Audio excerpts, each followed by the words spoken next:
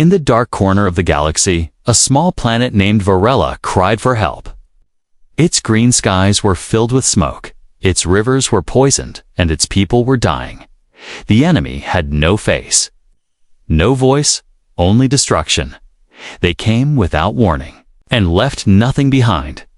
The Drygax, they were called, creatures from beyond the known systems, silent and cruel. They moved like shadows, feeding on energy and life, wiping out cities in a single night. Varela had no army, no weapons strong enough, no allies brave enough to help. Still, they sent out an SOS across stars and systems, hoping anyone would answer. Dozens of species received the call. Most read it, then deleted it. The coalition of core worlds marked it as too risky. The trade guilds said, "No value there." Even the guardians of the spiral flame turned their backs, saying they are already lost. Varela's leaders sat in silence, listening to static, their eyes hollow, their hearts breaking. Children cried at night, not from fear, but from hunger and cold. Fathers dug trenches with bare hands, trying to hide families under the ground. Still, they waited, still they hoped. Far away, near a quiet mining route, a human freighter drifted through space. The ship was small, old, painted in black and silver, with scratches across its sides.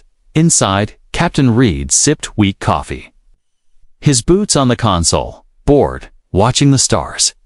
He wasn't a soldier, not anymore, just a delivery man with a ship and too much time. His radio buzzed, a weak transmission cutting through space like a whisper. He almost ignored it, just another lost signal, probably junk, but something in the sound made him sit up, a high-pitched voice, trembling, desperate. "This is Varela Prime. We are under attack. Please, please. Is anyone out there?" Reed leaned forward, eyes narrowing, fingers tapping the console. He listened to the full message. Every word, every scream, every silent pause. Then he played it again, and again. He opened the galactic map, scanned the location, and saw the red zone around Varela. Restricted, it said. Drygax activity, no entry. Most would have closed the map and moved on, but Reed didn't. He sat still for a moment, then pressed a button on his console. Earth command. This is Freighter Sablehawk. I've got something you need to hear. There was no answer for 20 minutes, only silence. Then, a deep voice came through. Captain Reed.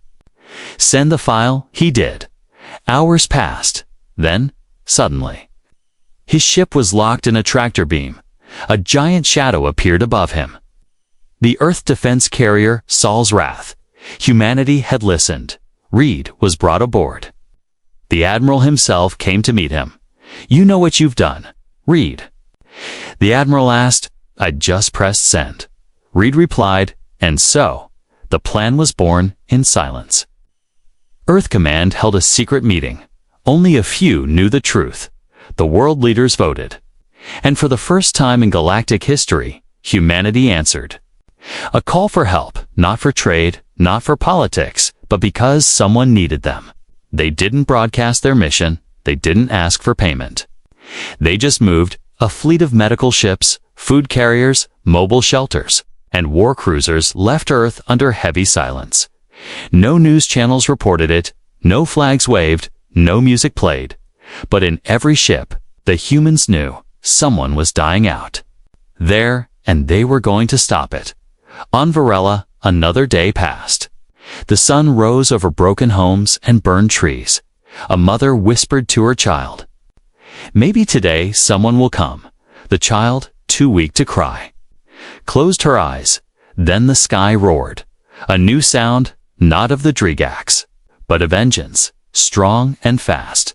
Shadows fell across the ruined city, not black like the enemy, but shining silver. Ships lowered from the cloud ships with the mark of Earth. The humans had arrived, and in that moment, as the first human boots touched the broken soil of Varela, the galaxy changed because help had come. Not from the powerful, not from the rich, but from the humans who answered the call when no one else did. And Varela would never forget the sound of that first engine breaking through the smoke-filled sky. It was the sound of hope. It was the sound of humanity, the people. Varela stood frozen, eyes lifted toward the sky. They had seen ships before ships, of merchants, of raiders, of enemies. But this was different. The Earth fleet did not arrive with songs or flags. They came with purpose, with silence, with power. The clouds parted as silver hulls shimmered. Against the sun, dropships cut through the smoke, engines humming like thunder that shook the ground. Some aliens ran to hide, afraid that a new terror had come. Others watched from behind broken walls, too weak to fear anymore. Then, the ships landed. Metal doors hissed open, and human boots stepped onto alien soil. Not with weapons raised, but with stretchers, crates of food, medical kits, and hope. A tall human woman in armor stepped forward, helmet under her arm, eyes serious but kind. "I'm Commander Lenya Carter, Earth Relief Division," she said, her voice echoing through a translator drone. "We are here to help." No one moved. Until a small virulent child, her face pale and her arms thin, stepped forward. She looked up at Carter, eyes wide and scared, and whispered, "You came." Commander Carter knelt down, offered her a food pack, and nodded. "We came." That moment was like a crack in a wall of silence, the first break, the first sign of trust. Virulent elders slowly emerged, holding canes and wounded pride. Mothers carried limp children toward the humans, unsure if it was a trap or a dream, and one by one the humans opened crates, passed out blankets, set up field shelters. The medics moved quickly, setting up tents and triage points, checking vitals, cleaning wounds. Human engineers ran wires from their ships to Varela's shattered power grid, trying to light up at least one street. Within an hour, the first clean water pipe began to flow again. It tasted like life in the center of the ruined capital. A small command center was raised inside a broken library. Captain Reed stood beside Carter, now wearing a military badge again. He watched the virulins walk toward the human tents, many still limping, still crying. "They don't trust us yet," said softly. "They will," Carter replied, not with words, but with actions. As the hours passed, human soldiers and volunteers kept working without rest. They ignored their own exhaustion, their own hunger, focused only on the people in front of them. Some Varelans were still too scared to come close, hiding behind rubble, watching silently to reach them. The humans left food and blankets at the edge of camps, no questions asked. A small Virelan girl with silver skin and broken shoes watched a young human medic set up a heater near her shelter.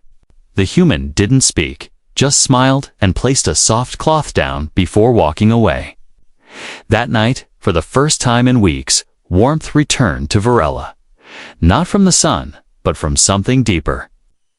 From kindness, from humanity, word spread fast. Even among the ruins, they brought medicine. One alien said, "They fixed my father's leg." Another whispered, "They didn't ask for anything in return." In the northern village of Drelkan, where no outside force had ever gone, a group of human scouts arrived with solar lamps and food.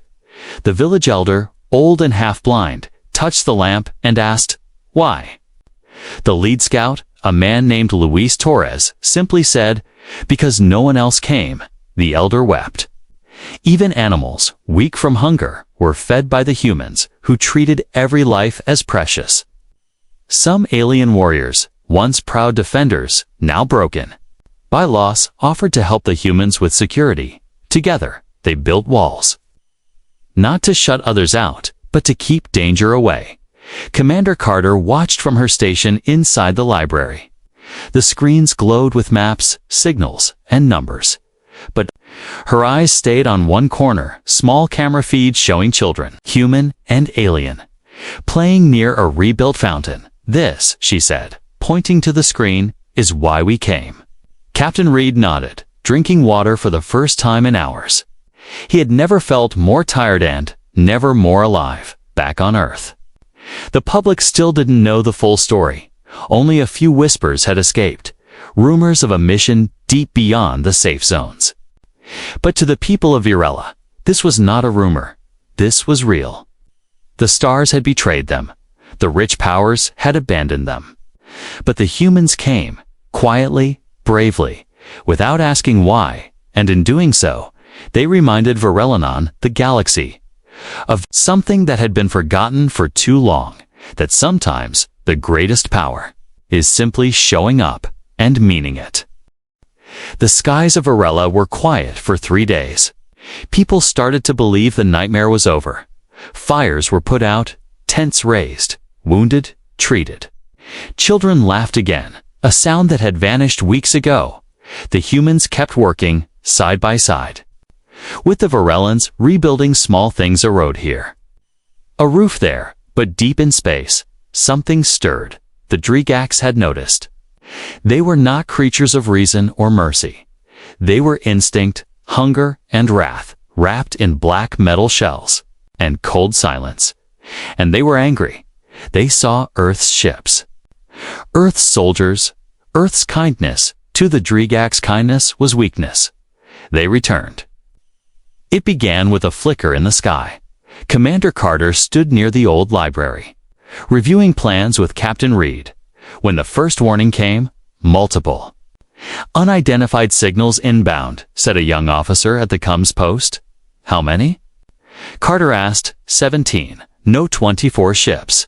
High velocity. Carter didn't blink. Raise shields. Scramble recon drones. Get every medic inside cover, she ordered. Across the camp, sirens wailed. The Virellans froze, fear crawling back into their bones.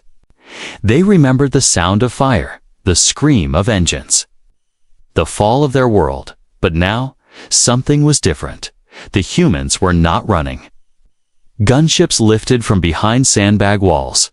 Soldiers moved into positions without panic, calm and trained. Virellan. Elders were escorted into shelters with their children. A human pilot named Zara checked her ship one last time, then climbed in. Her mission, fly into the incoming wave and find out what was coming. She launched without waiting. Her small fighter soared into the sky. Cutting through the rising clouds like a knife, Zara saw them first. The Dregax fleet was dark and massive, like a school of shadows moving across the stars. She counted their formations, their speed, their weapon signatures. Then her screen turned red. Lock-ins. She pressed her comms, voice steady. Visual confirmed Dregax formation approaching fast. 36 vessels. Targeting patterns confirmed. I'm drawing fire. Negative, Zara. Pull back, can't, she said. They've already seen me. Her ship twisted and dove, lasers screaming past her wings. She hit flares, spun through clouds, and led them away from the human fleet. 3 fighters chased her, claws and metal grinding the sky behind her, inside her cockpit. Zara smiled, though her hands were shaking. For Virella, she whispered. She turned sharply, heading toward a canyon on the far side of the planet. 2 enemy fighters followed. One crashed into the cliff wall. The second clipped. Her engine smoke filled her ship. She hit the eject lever. Her pod launched. Falling toward the Earth, the fleet lost her signal. No one knew if she survived, but her sacrifice had given the humans just enough time on the ground. Reed stepped up to the command console. They're testing our response, he said. Carter nodded. Then let's show them what we're made of. Within minutes, the battle began. Dregax ships descended in screaming fire. But this time, the humans were ready. Turrets activated. Guided missiles roared into the air. The sky above Virella turned into a battlefield of light and thunder.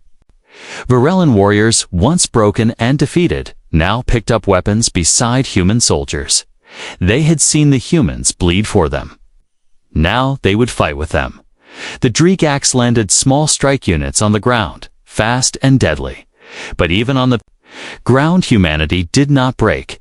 They formed shield walls, used flanking tactics, protected the weak behind energy barriers.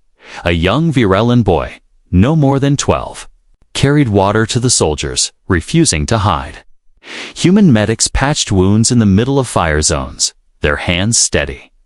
One human sergeant lost his leg and still pulled a wounded alien to safety before collapsing. Captain Reed joined the front line holding an old plasma rifle he hadn't touched in years. He fired beside a Virellan hunter, and they nodded to each other in silent respect. Commander Carter gave orders from the com tent, her voice calm even as the walls shook.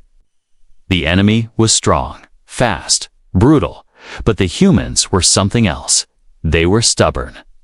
And when the Dregax realized the humans would not run, would not surrender, they pulled back, for now, when the sky finally cleared, and the last ship vanished into the clouds, there was no cheering, only silence. A silence filled with fire, smoke, and the smell of burnt ground. But it was a victorious silence. Reed sat down on a crate, blood on his uniform, eyes heavy. "They'll come again," he said. Carter nodded. "Yes, but so will we." In a field hospital, the injured were treated. And in the far forest, a faint signal blinked a rescue beacon. Zara was alive. Somewhere, the humans had fought, and they had stayed. And the people of Virella knew this was not just aid. This was family. The morning after the Dregax attack, Virella was quiet again. Not peaceful, but quiet, the kind of silence that follows a storm. Ash floated through the air. The ground still warm where ships had landed and exploded. But the people of Virella were no longer just survivors. They were standing again, and this time they stood with humans beside them. Captain Reed walked through the ruins of the Eastern 9th sector, his boots crunching broken glass. He saw human engineers repairing a water pump while a Virellan elder held the flashlight for them. "Strange sight, isn't it?" said a voice behind him. Commander Carter stood there, tired but proud. Reed nodded.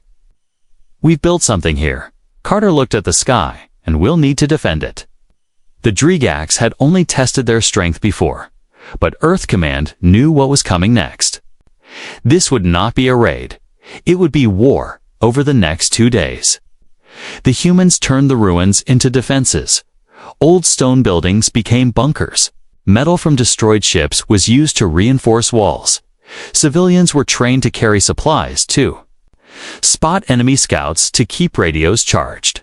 Young Virellans volunteered to learn how to use Earth scanning equipment. At night, searchlights scanned the dark hills. Every time the wind moved, someone reached for a weapon, and then it happened. The sky lit up again, not with warning, but with fire. Dozens of Dregax ships screamed through the atmosphere, dropping ground units like claws from the sky. This time, they were ready. Alarms wailed. Human and alien soldiers ran to their positions. Guns were loaded, shields activated. Commands shouted through comms and across rooftops. The battle for Virella had begun in the southern trench line. Reed led a unit of mixed fighters, 5 humans. 4 Virellans, 1 walking wounded who refused to sit out. He watched as the first enemy wave charged from the hills.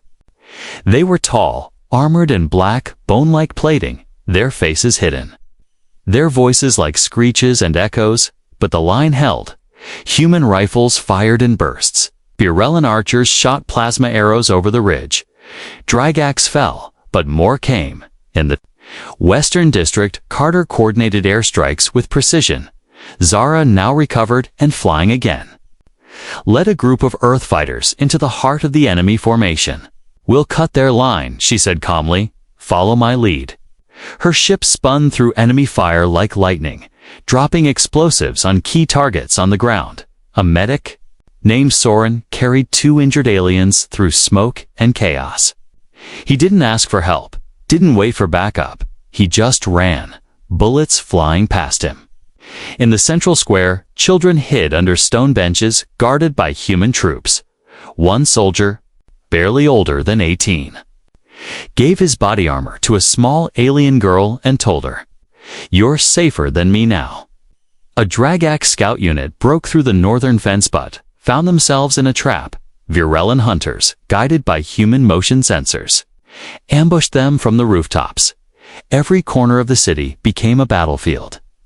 Every hand a weapon, every breath a promise to survive. A human engineer hacked into a broken satellite and redirected power to the shield grid just in time to block an airstrike. Even civilians fought with whatever they could find: wrenches, pipes, sharpened steel. The Dragax were strong. But they weren't prepared for this. They didn't expect humans and aliens to fight together, to bleed together, to protect each other like brothers and sisters. By sunset, the city was scarred, but standing, smoke rose from both sides of the battlefield. Bodies lay across the dirt. Dragax, human, virulent, all mixed, all equal in sacrifice. In the command center, Carter looked at the casualty reports. She closed her eyes for a moment, then opened them and said, "We hold the city." Reed entered, covered in dirt and blood, limping slightly. "They're pulling back," he said.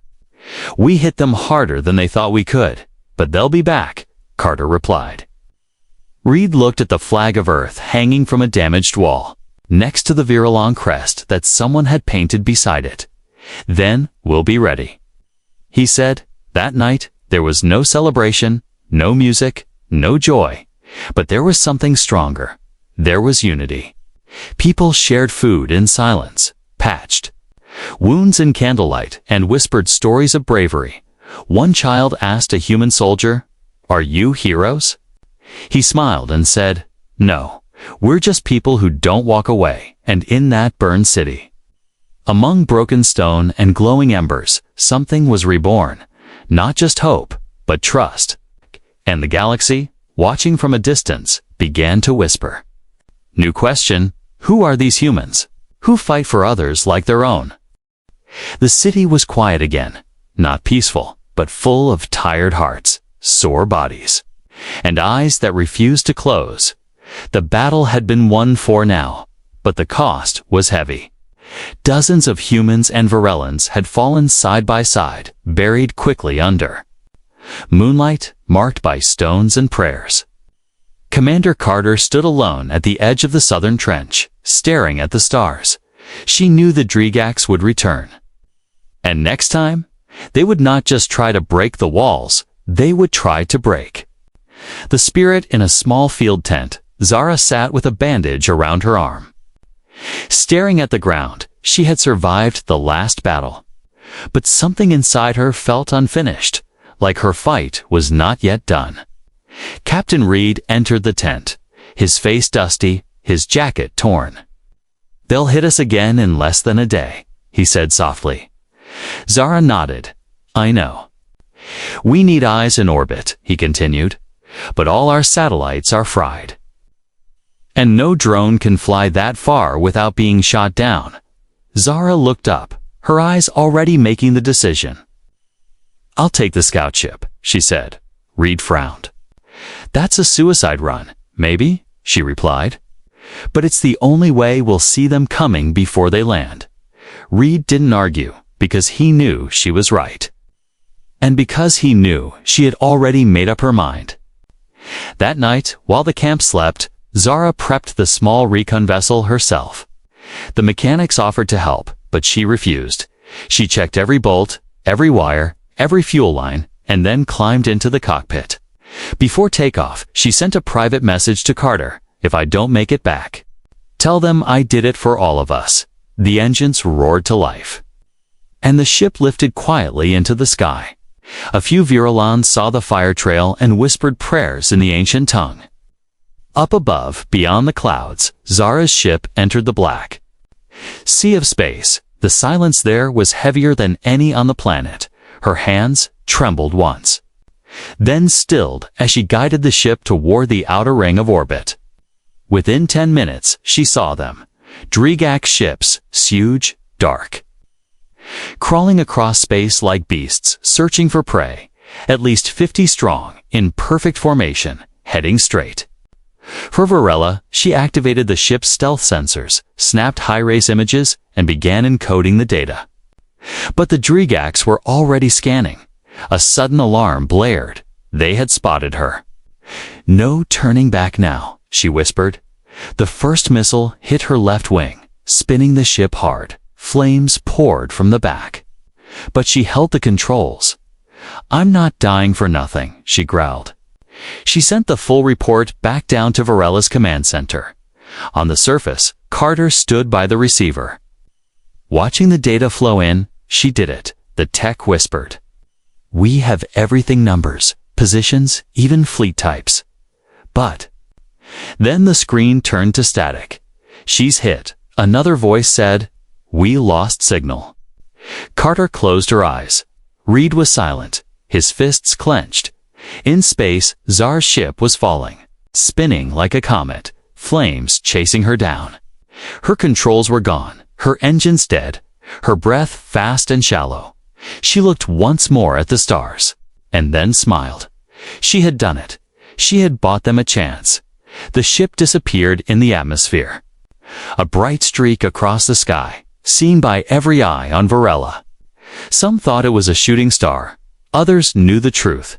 In the camp, a Varelan child who had met Zara whispered, "She's flying forever now." Carter walked to the square that night, stood on a broken platform, and told everyone the story. "She went alone," Carter said, her voice low. "Not because we asked her to, but because she believed in this place. She believed in us, all of us." Reed lit a small fire in the center of the square. No words were spoken. But one by one, people came forward. Humans placed flowers, dog tags, notes. Virulons brought candles, carved stones. Feathers from their sacred birds. Even children came, placing toys at the base of the flame. A memorial began not of a soldier, but of a friend, later that night. Reed looked up at the stars again. "Why do we always send the best ones first?" he asked. Carter stood beside him. "Because the best ones don't wait in the distance." The scanners beat the enemy was getting closer, but this time, the city would be ready. Because one human had given everything to make sure they would. And her name, Zara, would be remembered not just on Varela, but across the galaxy. The ashes had barely cooled, but something had already started to grow from the burned ground.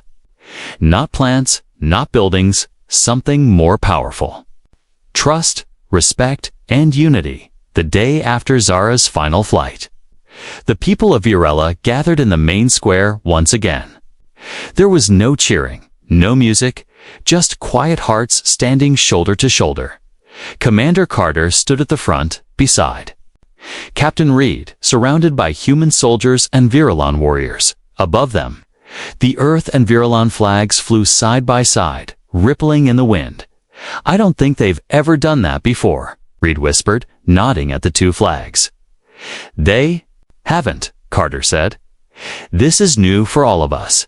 Earth's command sent a message to the fleet. Hold your position. Continue aid, support alliance." No medals were offered. No speeches sent from the leaders on Earth, but actions spoke louder. Earth deployed full terraforming teams, agricultural drones, and climate filters. They didn't just protect Varela, they began restoring it. Human engineers and Virulon builders worked side by side, lifting walls, repairing roads, purifying water. Children from both species shared classrooms inside the rebuilt library, learning from each other.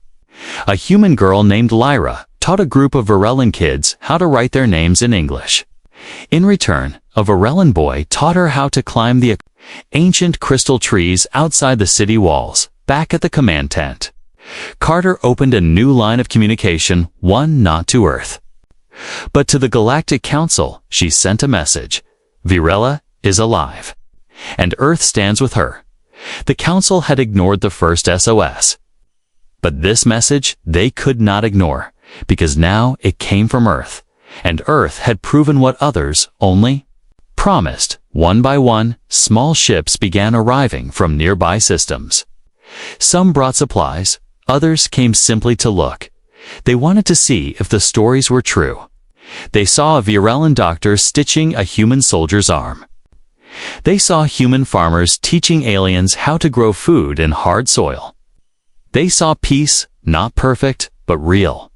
A leader from the neutral world of Durrell stepped onto the soil of Virella and said, "We were wrong," and for the first time, Virella had a voice in the galaxy. At the edge of the camp, a small monument stood in the shadow of the tallest crystal tree. It was made from the parts of Zara's ship, twisted and melted, shaped into a rising wing. At the base, the words were carved. In both Earth English and Virellan script, "She flew for all of us." People came from every corner of the city to see it. Even strangers wept quietly before walking away with heavier hearts and stronger spirits. In the North Sector, Captain Reed oversaw the setup of a shared defense outpost. He taught a group of Virellan scouts how to spot cloaked Dragax drones. In return, they taught him how to move silently through the crystal forests. He smiled more now, not because the danger had passed, but because something better had begun late one evening. He sat with a Virellan elder beside the fire. The elder handed him a small cup of glowing fruit tea. "You know," the elder said, "we were taught that humans were violent, careless, wild." Reed nodded. "Some of us are." The elder smiled, "but not the ones you sent here, in orbit." Earth Command made its decision. They would not withdraw. Virella would not be forgotten. Once the war ended, it would be protected, supported, and most of all respected. The alliance was no longer just words in a treaty. It was friendships made in battle, memories made in pain, and promises made in the smoke of war. Carter received new orders. Form Permanent Human Virellan Joint Task Force. She posted the notice on the main board in the center square. A Virellan female warrior signed up first, followed by 3 human engineers and 2 local farmers. The form didn't ask for race, only for a name and a promise. And that promise was simple. Protect one another, far in the mountains. A group of Virellans began building a new city with Earth tech and old tribal designs. They called it Zarandal, place of the wing, in memory of the woman who gave her life above its gates. A symbol was carved. Half a human star, half a Virellan moon, together forming a single light. When the next Dragax scouts passed through the system and scanned Virella from afar, they paused. They didn't see weakness anymore. They saw shield grids, patrols, gunships, and most of all unity. They turned away, not out of fear of human weapons, but out of fear of something far stronger. A united people. The alliance was real now, not between governments, but between hearts. And as Carter looked at the sunset one evening, she whispered, "This is just the beginning." In the vast silence of space, messages travel like whispers through a storm. Most are ignored, lost in the noise of trade, war, and politics. But this message from Virella, did not fade. It echoed. And the galaxy listened. It started as a simple transmission, broadcast from a rebuilt station near the capital city. A human voice, calm and steady, spoke through a translator drone. "This is Commander Linya Carter of Earth Command." The message said, "Virella lives. We came not as conquerors, but as protectors." When no one else answered their call, humanity did. The message showed images of children playing near the fountain, of humans and Virellans planting crops, of wounded soldiers helping each other to walk again. It showed the burning sky when the Dragax returned. It showed Zara's flight, and it showed her memorial. The video ended with these words: "We don't seek reward. We don't demand power. We came because someone needed help, and that is enough." Within days, the message was replayed on hundreds of worlds. Some scoffed, some wept, and many changed on the trade hubs of Durrell, once known for cold hearts and colder credits. Merchants began setting up donation drives for refugees on the insectoid planet of Sharonix, where no outsider had been trusted for centuries. Their queen issued a rare statement: humanity may visit our world without fear. On Earth, people watched the story unfold with quiet pride, not through headlines, but through images of engineers handing out bread, medics hugging alien children, soldiers lifting bricks beside crystal-skinned builders. It wasn't a victory. It was a transformation. Across the stars, small systems began sending messages of their own, not of panic, but of invitation. Earth, will you stand with us too? One message asked. A young woman in a Martian colony school wrote a poem about Virella and posted it online. It was shared over 1 million times in 1 week. Back on Virella, the people had already moved forward. New towns were growing where burned forests once stood. Farms glowed at night with solar lamps, powered by Earth batteries and Virellan crystal conductors. Mixed families walked the streets, human fathers, Virellan mothers, children of both worlds holding hands. And high above the rebuilt capital, a massive beacon tower stood, glowing every night with a blue light that could be seen from orbit. They named it the Flame of Zara. Every night at sunset, the people gathered beneath it for one silent minute, not to mourn, but to remember why they stood free. Captain Reed became known as the Spark, the man who pressed send, the man who refused to ignore a cry. He didn't like the attention, but he accepted it with a tired smile. One day, a reporter from a far system asked him, "Why did you do it?" Reed shrugged and said, "Because someone had to." Carter was offered medals, even a seat at the Galactic Council. She turned them all down. Her mission wasn't finished. She focused on expanding the human Virellan task force, training them, arming them, preparing them, because peace was not a gift, it was something they had to protect. One of her cadets was a young Virellan girl named Miri, who once hid behind rubble during the first attack. Now she wore armor, carried a rifle, and trained harder than anyone else. "I fight for Zara," she said, "and for the child I was." The Dregax, meanwhile, had not vanished. They remained in the shadows, watching, waiting, but they didn't dare strike again. Not yet. Not after what they saw. They had underestimated the humans. Not their weapons, but their hearts. One alien ambassador from a powerful world, once proud and cold, spoke at the council. Humanity was the youngest race, the most unpredictable, the least trusted, he said. And yet, when the stars turned dark, they were the ones who brought light. From then on, a new phrase began appearing in history books and data scrolls. The Virellan turning, a moment when the galaxy shifted not from war, but from hope. The story of Virella and Earth became legend. But to the people who lived it, it was never legend.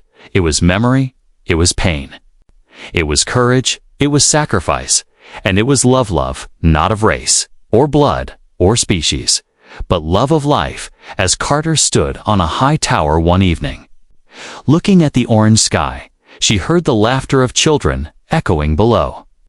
She closed her eyes and whispered, "This is why we came." The end.